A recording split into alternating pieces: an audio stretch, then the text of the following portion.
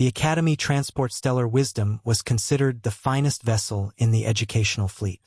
With its quantum drives, self-repairing hull, and an AI that had been refined over 800 cycles, it carried 300 students on the annual field trip to observe the twin nebulae. Nobody paid attention to the human exchange student tinkering in the corner of the observation deck. Jake Rodriguez had always been a fidgeter. While his classmates, brilliant representatives of 17 species, discussed theoreticals and physics, he absently disassembled and reassembled his tablet stylus. It was a nervous habit from Earth, where his ADHD had him constantly taking apart household appliances.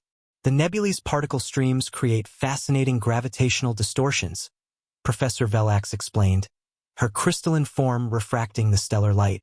We'll maintain safe distance at. Jake's head snapped up. That sound. A tiny irregularity in the engine's hum. He'd heard something similar in his uncle's pickup truck right before the transmission failed. But this was a spaceship. Surely the advanced aliens had noticed? Nobody else reacted. They continued their academic discussion while Jake quietly slipped away. In the maintenance corridor, he found an access panel. The Universal Academy Pass opened everything. A security oversight he'd discovered week 1 but never reported. The engine readings looked normal to anyone who didn't grow up fixing cars with duct tape and prayers. But Jake saw it, a microfluctuation in the quantum field generator. The kind of tiny deviation that compounds exponentially. His brain, the same one that struggled with theoretical equations, instantly mapped the mechanical failure cascade. "Oh shit," he whispered. In approximately 43 minutes, the quantum drive would create a feedback loop. The ship would drop out of hyperspace, inside a star. He should tell someone. But who'd believe the human student who barely passed his theoretical physics exam? The same kid who'd been gently mocked for suggesting they needed manual backup systems? Jake grabbed his multi-tool, a Swiss Army knife his dad had given him, which security had deemed a primitive artifact and ignored. He crawled into the maintenance shaft. The quantum field generator was beautiful in its complexity, but Jake didn't need to understand the science. He understood patterns, flows, resistance. The same instincts that let humans throw rocks accurately let him see where energy was going wrong. 20 minutes in, sweat pouring down his face, he found it. A coupling no bigger than his thumb had developed a microscopic crack.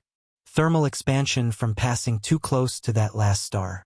The self-repair systems hadn't caught it because technically it still functioned. Like driving a car with a hairline crack in the engine block. Fine until suddenly, catastrophically not fine. Jake didn't have a replacement coupling, but he had something else. A wad of earth-chewing gum and aluminum foil from his snack bar.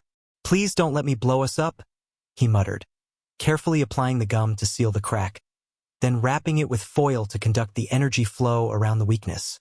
It was the kind of fix that would make any engineer cry. Ugly, temporary, technically impossible. It worked. The engine's hum smoothed out. The microfluctuation disappeared. Jake scrambled back through the shaft, emerging into the corridor just as his roommate, a threnody named Flux, floated by. "Jake, you missed the professor explaining nebular formations. Where were you?" "Bathroom," Jake lied, stuffing his burnt multi-tool into his pocket. "Human digestion, you know?"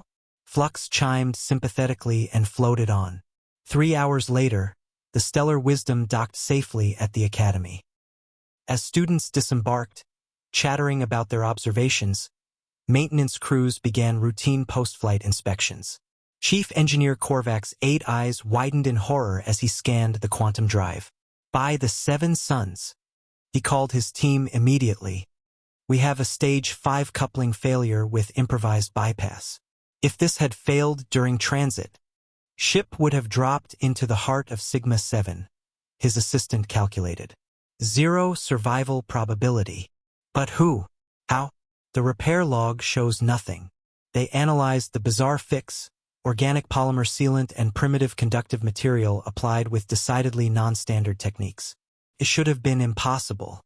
It worked perfectly. Security footage revealed nothing. Jake had avoided cameras with the instinctive ease of a teenager who'd snuck out of his house too many times. The only clue was trace human DNA on the access panel. The investigation was classified. No need to panic 300 families about how close their children had come to annihilation. The human student continued his studies, struggling with quantum theory while unconsciously calculating jump trajectories better than the navigation computer. Jake never said anything. On Earth, you didn't brag about fixing things. You just fixed them and moved on.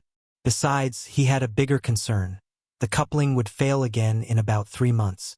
He'd already started collecting gum. Retriclod can make mistakes. Please double-check responses.